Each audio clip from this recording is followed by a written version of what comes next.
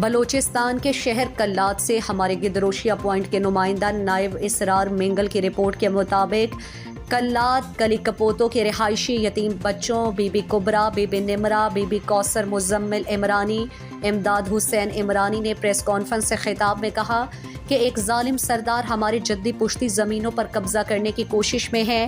اسلحے کے زور پر طاقتور سردار زمینداروں سے پیسے وصول کر کے ہڑپ کر رہے ہیں۔ صوبائی محتسب کے فیصلے کو ماننے سے سردار مکمل انکاری ہے۔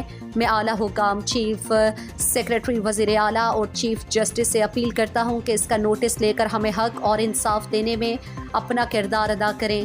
2 اپریل کو بچوں سمیت کلات سے کوئٹہ لانگ مارچ کر کے وزیر اعلیٰ بلوچستان کے آفس کے سامنے دھرنا دیں گے اور کلات کے سیاسی سماجی حلقوں، طلبہ تنظیموں اور سول سوسائٹی سے اپیل کرتا ہوں کہ اس لانگ مارچ میں ہمارا ساتھ دیں تاکہ ان یتیموں کو انصاف مل سکے۔ ایک ظالم سردار اسلحے کے زور پر زمینداروں سے ان کی آمدنی کا حصہ وصول کر کے ہڑپ کر رہا ہے۔ صوبائی محتسب کے فیصلے کے باوجود